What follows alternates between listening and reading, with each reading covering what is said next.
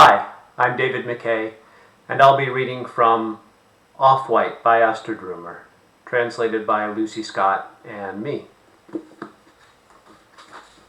Chapter 1.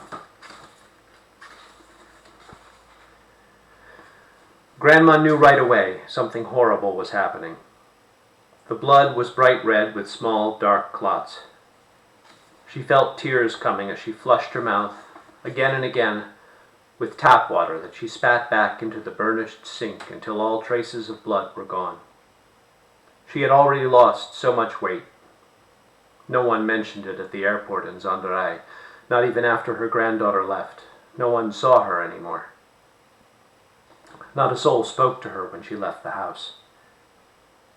She was kneeling, murmuring to the figure of the saint, until her knees could no longer bear it.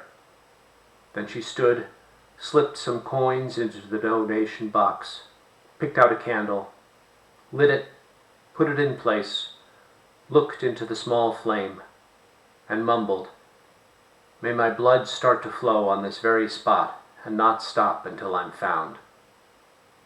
The figure of Christ looked down on her, blood on his torso, drops of blood on his feet, bleeding wounds in his palms. To keep from dissolving into tears again, she moved on to the figure of Saint Anthony of Padua, through whose intercession all lost things are found again.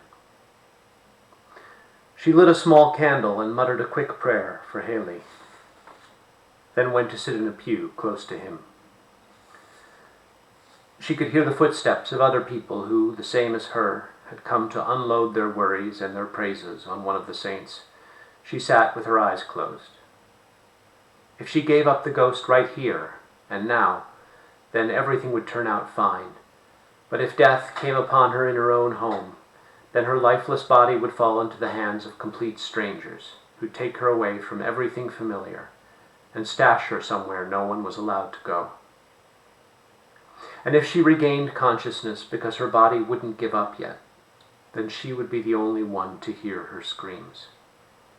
And as soon as she could taste this possibility like blood at the back of her throat, the tears began to fall. She brought 5 children into the world who were all good and grown and had even blessed her with grandchildren. So why in God's name was she sitting in church so broken? She had a bag at her feet with bread, cream cheese, a tub of butter, and packets of dried ingredients for chicken soup. These days, fresh ingredients were too heavy to carry to her kitchen. Her daily existence had always been linked to food, to bringing groceries home to nourish loved ones.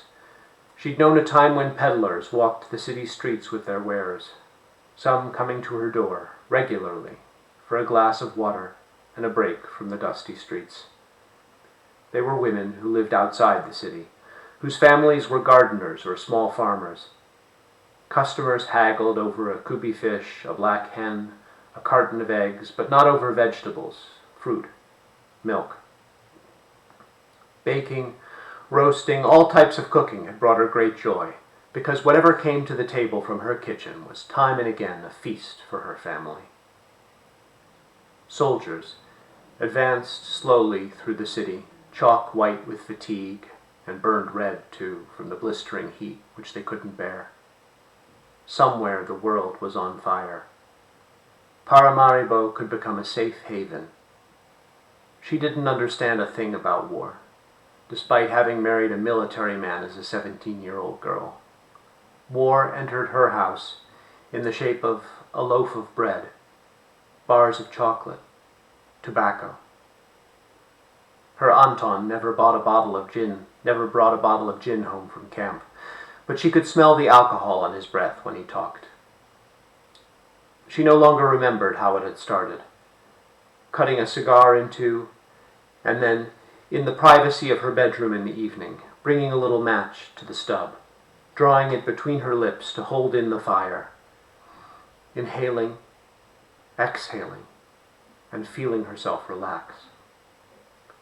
The large white enamel bucket was her ashtray, her spittoon when she started to chew tobacco, and often a chamber pot at night. The father of her children pissed a loud puddle into the bucket each day before dawn. It was then that she would wake from a deep sleep and get up at once to empty it into the larger tub in a closet near the bedroom. This is how her days began in the near morning light of the tropics. After emptying the bucket, she usually lingered a while on the stone landing to the kitchen, waiting in her nightgown until the cocks crowed in their pens and her pigeons cooed with passion. And look, dark red fruit, strewn over the crushed shells under the cherry trees. For a moment she was back in one of those days, years removed from where she sat dreaming, and a tremor of happiness brought a smile to her face. The priest came up to her and said her tranquility touched him. He had no way of guessing the pain that was gnawing away at her.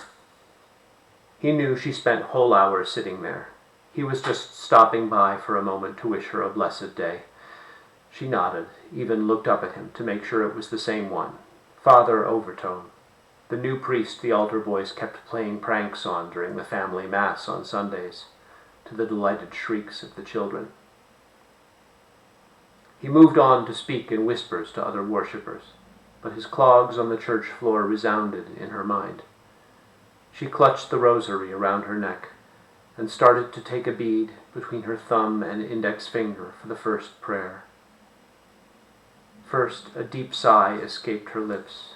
Then they effortlessly murmured, "Hail Mary, full of grace, the Lord is with thee." The murmuring wouldn't stop until the noon siren pierced the silence.